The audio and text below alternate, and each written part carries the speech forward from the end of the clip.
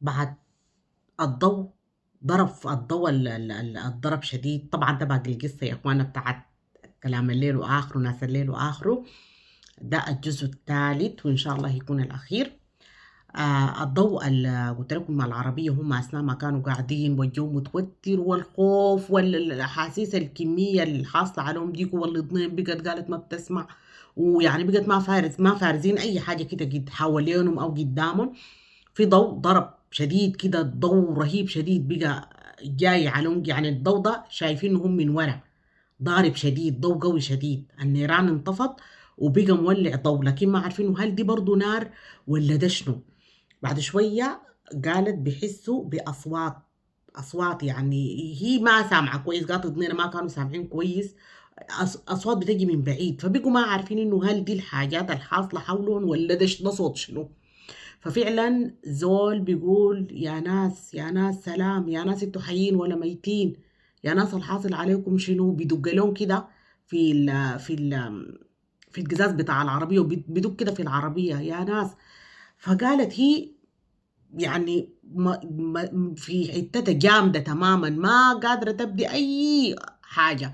وراجلة برضو مسافة ساكتين، لا قادرين يردوا عليه، لا عارفين انهم ديل بشر فعلا، ولا عارفين ما فاهمين ذاته الحاصل عليهم، ولا الناس هل ديل ناس ولا ده شنو. فقالت المين بعد مسافة يا ناس سلام عليكم يا ناس.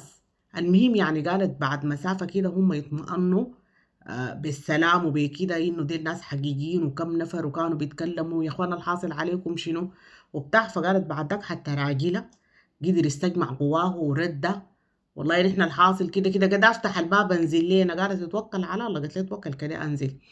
يتوكل، قالت اصلا ما اكتر من اللي شفنا تاني ما حنشوف حاجة. الراجل يتوكل ونزل سالم الجماعة الرجال لابسين جلاليب وبتاع.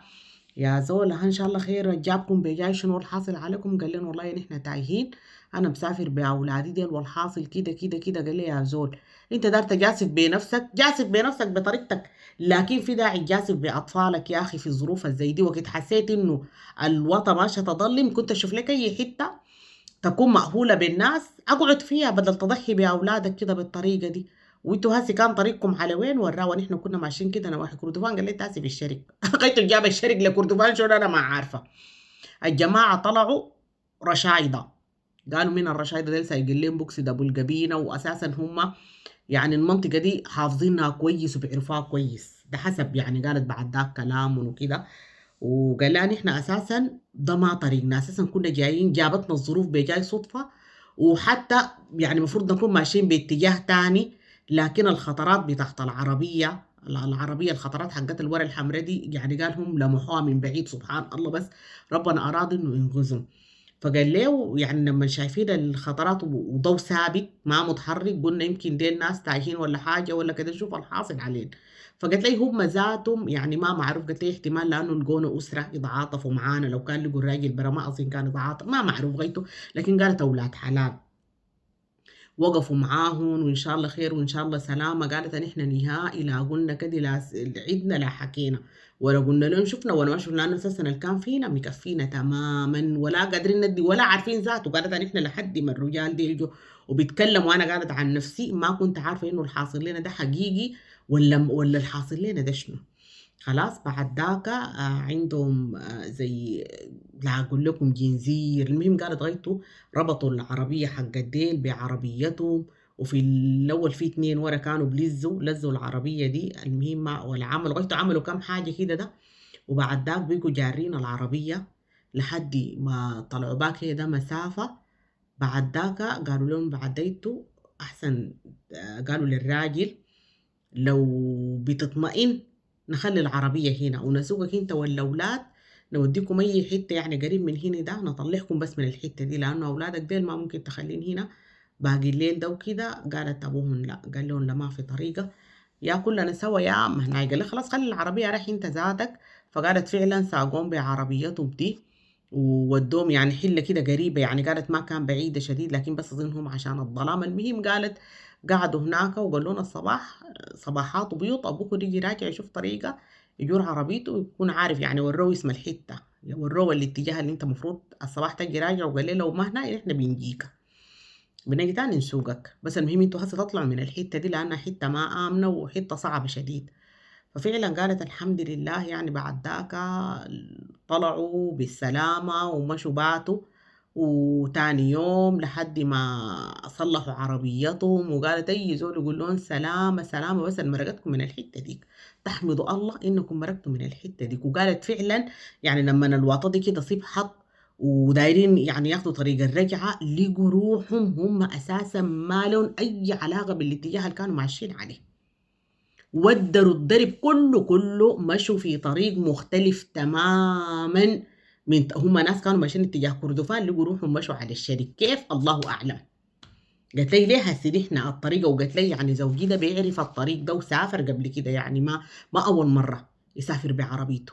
لكن قالت بقدرة قادر كده حوّلوا من الطريق ده ودّاه ده شنو ما معروف.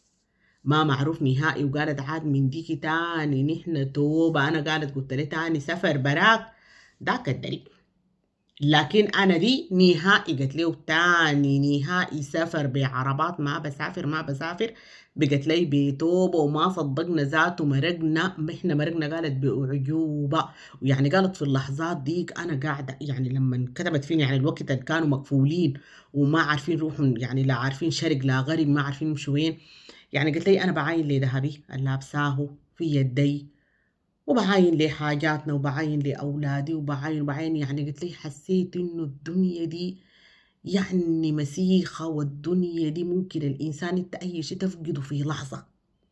وحسيت إنه في تجيك كده لحظات إنه لو عندك مال غارون ما بينفعك. يعني في لحظة كده إحنا كنا في مفترق طرق القروش فيه وبوضعنا والمال والبنون وكله عندنا، لكن ما عارفين روحنا حنصبح ولا ما حنصبح، ما عارفين روحنا هل تاني حنعيش ساعة ساعتين لقدام ولا ما حنعيش.